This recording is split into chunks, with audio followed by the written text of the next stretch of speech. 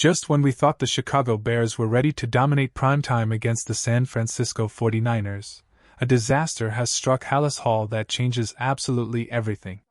The starting lineup is getting decimated by a mystery illness, critical roster moves are shaking up the depth chart, and now, reports are surfacing that rival teams are plotting to dismantle our coaching staff this offseason.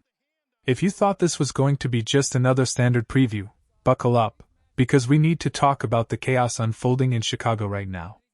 Before we dive into this absolute whirlwind of news, do me a huge favor, smash that like button, share this with a fellow fan, and make sure you're subscribed so you don't miss a single update. Listen, I wish I was coming to you with nothing but hype, but we have to keep it real. We have a major situation developing with the offensive line, and it is terrifying. We just got the update that Darnell Wright, our absolute rock at right tackle, is officially battling a serious illness. This isn't just a sniffle, he has been added to the injury report, and heartbreakingly, he did not travel with the team on Saturday. His status is officially listed as questionable for Sunday Night Football against the Niners, but let's be honest, if he's not on the plane, the odds are stacked against us. This is gut-wrenching. Is there anything more frustrating than seeing a team finally click, only to have a bug sweep through the locker room? It feels like the entire roster has been fighting something off. We already know Nick McLeod is down. DeMarco Jackson was sick. Josh Blackwell was sick. And now, the biggest blow of them all, Darnell Wright. Can we just take a second to appreciate what losing Wright actually means for this offense? He has been nothing short of spectacular. We aren't just talking about a good starter. We are talking about a guy who is playing like a top 10, maybe even top 5 right tackle in the entire National Football League. And the craziest part? He's been doing it while battling through an arm injury all season long. That is the kind of grit that defines Chicago Bears football. The chemistry he has built with Caleb Williams is undeniable, and the coaching staff absolutely loves him. Look at the numbers because they don't lie. In 14 games this season, Darnell Wright has played 953 snaps. Do you know how many sacks he's given up? 2. That is it. Just 2 sacks and 3 quarterback hits with only 18 pressures and nearly 1,000 snaps. He barely commits penalties. He is a fortress on that right side. Losing that kind of production against the San Francisco front seven is a nightmare scenario. So, here's the question that keeps me up at night.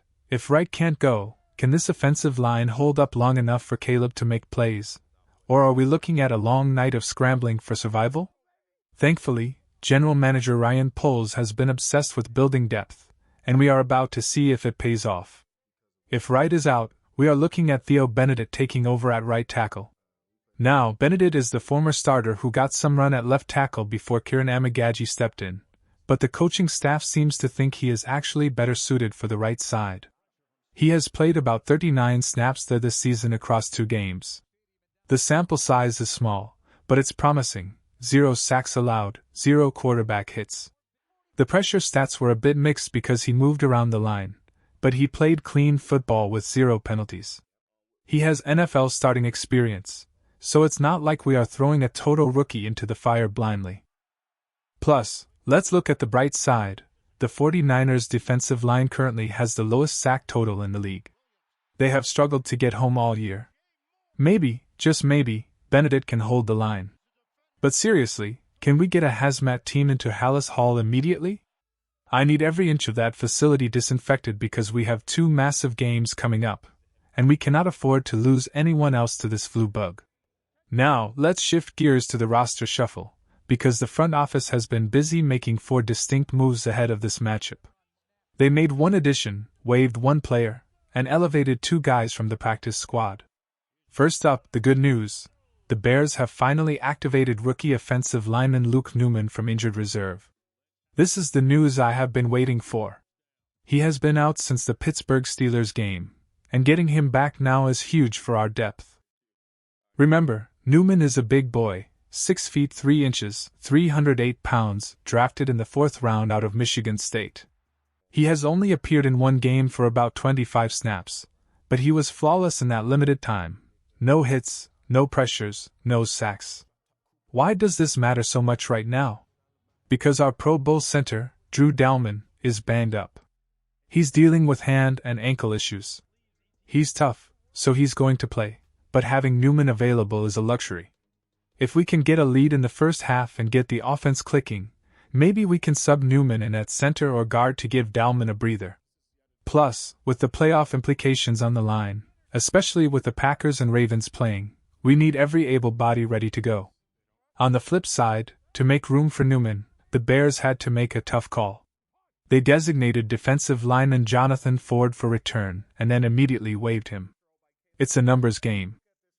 Ford played in 8 games, had 4 assists, and did his job, no penalties, no mistakes, but he just wasn't a game wrecker.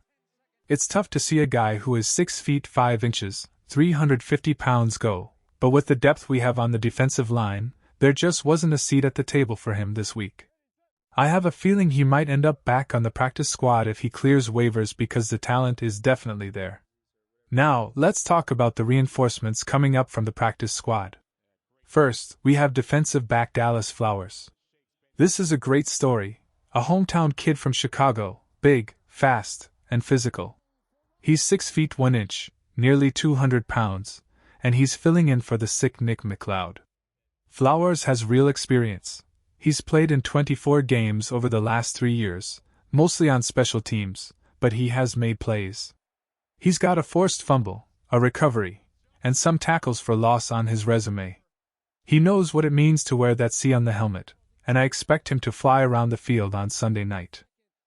The second elevation is wide receiver JP Richardson. You guys remember him from the preseason, right? He was an absolute fan favorite. He's a generic underdog story, undrafted rookie out of TCU, 5 feet 11 inches, 192 pounds, but the kid is electric. He can return punts, he can return kicks, and honestly, we need him in the receiver room right now. Why? Because Rome Odunze has been ruled out. That is a massive blow to the vertical passing game. So, we are looking at DJ Moore, Luther Burden, Olamide Zakos, and maybe some younger guys stepping up. Richardson gives us that fifth option, that spark plug who is hungry to prove he belongs. This brings me to our question of the day. And I want you to be honest in the comments section below. With the offense humming and the team looking like a contender, are you worried that this success is going to backfire this offseason by causing other teams to poach our best coaches? Because that is exactly what the national media is predicting. According to top NFL analysts, specifically Jonathan Jones at CBS, the Chicago Bears need to brace themselves for a raid on their coaching staff this winter. And honestly, it makes sense. This is exactly what happened to the Detroit Lions. When you build a winning culture, when you have a high-powered team, everybody else wants a piece of the pie. They want to hire your assistants, give them promotions, and pay them more money.